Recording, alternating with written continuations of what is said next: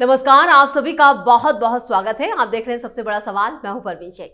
America के राष्ट्रपति Donald Trump के ऑफिस से वर्ल्ड वॉर 3 की बात हुई। अमेरिका में जो हुआ वैसा आज तक कभी नहीं हुआ। कैमरे के सामने अमेरिकी राष्ट्रपति डोनाल्ड ट्रंप और यूक्रेन के राष्ट्रपति जेलेंस्की के बीच बहस हुई। ट्रंप ने यहां तक कह दिया कि जेलेंस्की वर्ल्ड वॉर 3 करवाना चाहते हैं। मामला इतना बढ़ गया कि ट्रंप और जेलेंस्की की ज्वाइंट प्रेस कॉन्फ्रेंस तक टाल दी गई। यूक्रेन के राष्ट्रपति जेलेंस्की और डोनाल्ड ट्रंप के बीच व्हाइट हाउस में यह मुलाकात हुई और 45 मिनट की यह मुलाकात भयंकर झगड़े में तब्दील हो गई। ऐसे में सबसे बड़ा सवाल यह है कि आखिर ऐसा क्या हुआ कि ये दोनों नेता आपस में ही झगड़ने लगे। क्यों मीडिया के सामने ही ट्रंप ने जेलेंस्की की भयंकर बेइज्जती कर दी। इसी पर चर्चा के लिए स्टूडियो मौजूद हैं कैपिटल टीवी के editor in chief doctor Manish Kumar. Sir, आपका बहुत बहुत स्वागत है। धन्यवाद। ऐसा क्या हुआ व्हाइट हाउस में कि दो बड़े नेता आपस में ही झगड़ने लगे? देखिए, पहली बार अमेरिका को एक ऐसा राष्ट्रपति मिला है जो अमेरिका की जनता के इंटरेस्ट को सबसे आगे रखता है। अन्यथा अमेरिका के अंदर में इस तरह की लॉबीज हैं, इस तरह के लोग हैं, इस तरह के राजनीतिज्ञ, इस तरह के बिजनेसमैन, उसको MIC कहते हैं, मिलिट्री इंडस्ट्रियल कॉम्प्लेक्स। ये हथियारों का धंधा करने वाले लोग डेमोक्रेसी के नाम पे पब्लिक को बेवकूफ बनाते रहे। भाई, हथियार बनाने वाली कंपनी चलेगी कैसे जब तक युद्ध नहीं होगा? भाई, आप मिसाइल बनाए जा रहे हो, आप जो है एंटी टैंक मिसाइल बना रहे हो, उसका कहीं ना इस्तेमाल होगा तब तो आपकी कंपनी चलेगी जी, है ना। जेलेंस्की यही कैलकुलेट नहीं कर पाए। ये दिमाग में फितूर किसी ने डाल दिया कि अमेरिका के बिजनेस के लिए, अमेरिका की कंपनियों के लिए ये इस तरह के वाहियात, इस तरह की चीजें हिंदुस्तान में भी बताते हैं लोग जी, एक से एक कहानी। भाई देखिए, वो तो अमेरिका चाहता है ना। तो लगा कि भाई ऐसा हम जाकर के, जैसे हमें रेड कारपेट वेलकम दिया जाता था बाइडेन के समय, वो दोस्त उनके जो अमेरिका में डीप स्टेट के थे बैठे हुए, वो उनकी मदद करेंगे और ट्रंप उनके सामने कुछ नहीं कर सकते। यही मिसकैलकुलेशन जो है इसके लिए भारी पड़ गया, क्योंकि after all Zelensky is not a seasoned politician. वो पेशे से कॉमेडियन है, महिलाओं के वस्त्र पहन करके स्टेज पे डांस करने वाला, कॉमेडी करने वाला, लाफ्टर चैलेंज में जैसे होता है ना, बहुत सारे लोग ये, इसलिए जनता को कभी कभी इस पे ध्यान भी देना चाहिए।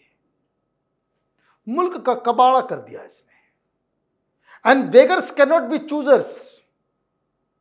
भिखारी जो है वो अपने मनमानी को किसी के ऊपर थोप नहीं सकता।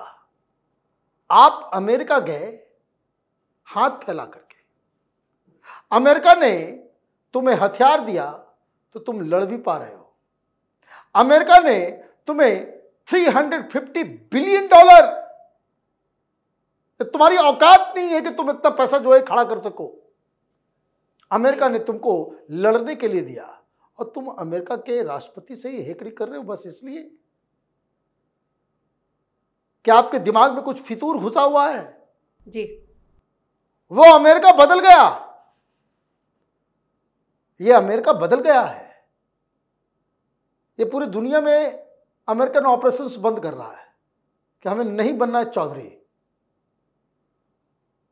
इसलिए मैंने कहा डोनाल्ड ट्रंप शायद पहले ऐसे बहुत दिनों के बाद इस तरह के राष्ट्रपति आए हैं जो ये कह रहे हैं कि भाई हमें लेना देना नहीं है कौन क्या हो रहा है, यूक्रेन में क्या हो रहा है, क्यों देंगे हम पैसे, क्यों हम भेजेंगे हथियार, क्यों हम देंगे, सहायता करेंगे हम, क्यों हम आर्मी को भेजेंगे।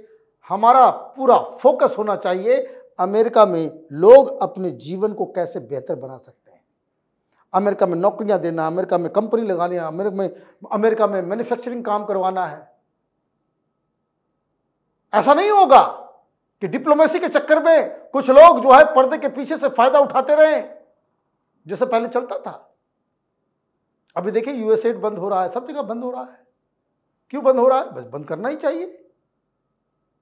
जिन पैसों के ऊपर अमेरिका की जनता का अधिकार है, वो पैसा यहां लुटियन में दलालों को बांटने का क्या औचित्य है? ढाका में दलालों को बांटने का क्या औचित्य है? कोलंबो में बांटने का क्या औचित्य है? मोजाम्बिक में पैसे लुटाने का क्या औचित्य है? क्या लेना देना है वहां के लोगों को? पैसा वहां के टैक्स पेयर का, और अय्याशी एक डीप स्टेट तथा कथित जॉर्ज सोरोस जैसे चट्टे बट्टे वो करेंगे। तो यही बात मूल है, और इसीलिए डोनाल्ड ट्रंप जो आ रहा है उसको लेफ्ट राइट सेंटर कर दे रहे हैं। लेकिन जो व्हाइट हाउस में हुआ ट्रंप और जेलेंस्की के बीच, इसका कितना खामियाजा यूक्रेन को भुगतना होगा? खत्म हो गया, यूक्रेन इज गॉन। अमेरिका ने मना कर दिया कि कोई भी अब जो भी सहायता अमेरिका से मिल रहा था वो वापस खत्म, डिसाइड कर दिया, घोषणा हो गई। भाई ये तो क्विक डिसीजन लेने वाले लोग हैं, खत्म करो कहानी। डोनाल्ड ट्रंप ने क्या कहा कि तुम अपने राष्ट्रपति की कुर्सी बचाने के चक्कर में तुमने यूक्रेन के अंदर इतने लोगों की मौत करवा दी। तो उन्होंने कहा कि भाई हमें रिस्पेक्टेबल सीज फायर चाहिए। बोले रिस्पेक्टेबल सीज फायर क्या चाहिए? कि ताकि तुम प्रेसिडेंट बने रह सको। तुम्हारे चक्कर में थर्ड वर्ल्ड वॉर का सिचुएशन क्रिएट हो गया, तुम्हारे चक्कर में तुमने अपने लोगों को मरवा दिया जान, क्या लेना देना है? और यहां आकर के तुम हेकड़ी सुना रहे हो। इसलिए वहां बाकायदा भेज दिया गया इनको। लेकिन डोनाल्ड ट्रंप जैसे दिखते हैं सिर्फ वैसे है नहीं, दूर की कौड़ी खेली है। डांट खाया जेलेंस्की और थरथर कांपने लगा शी जिनपिंग। शी जिनपिंग को लग रहा है क्या हो रहा है, क्योंकि डोनाल्ड ट्रंप ने कहा कि भाई एनर्जी हम क्यों बर्बाद कर रहे हैं यूक्रेन के ऊपर। यूक्रेन को नाटो में नहीं रखना है, नाटो में नहीं जाएगा। पुतिन ने कह दिया कि भाई नाटो से उसका रिश्ता हटाओ, नाटो में ये जाएगा नहीं, हम कुछ नहीं करेंगे, अभी सीज फायर कर देते हैं जी। लेकिन नाटो के साथ तो आप देखिए कि किस तरीके से ब्रिटिश प्राइम मिनिस्टर को डोनाल्ड ट्रंप ने पूछ दिया कि तुम्हारी हैसियत, प्रेस कॉन्फ्रेंस में, कि तुम्हारी हैसियत है कि रूस से अकेले भिड़ सको। तो वो हंसने लगा, नहीं नहीं नहीं, रूस से हम कैसे लड़ सकते हैं?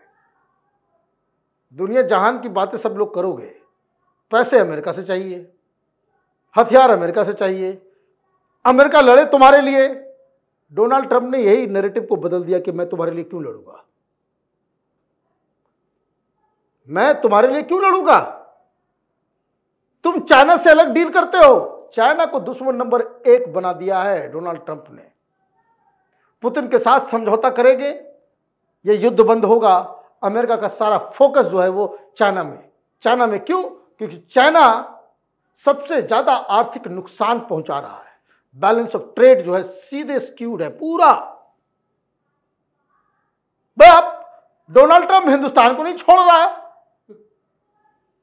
प्रधानमंत्री मोदी के लिए कुर्सी दे रहा है। वो तो अब अकेले ऐसे लीडर हैं जिनके लिए इस तरह की बातें उसने की ना, तो जो गया उसको ही बेइज्जत करके भेज रहे हैं कि हमारे पैसे पे पलने वाले, हमारी सुरक्षा के आधार पे तुम अमेरिका के साथ हो इसलिए बचे हुए हो, और तुम हमारे ही दुश्मन से हाथ मिला करके बिजनेस ट्रेड कर रहे हो।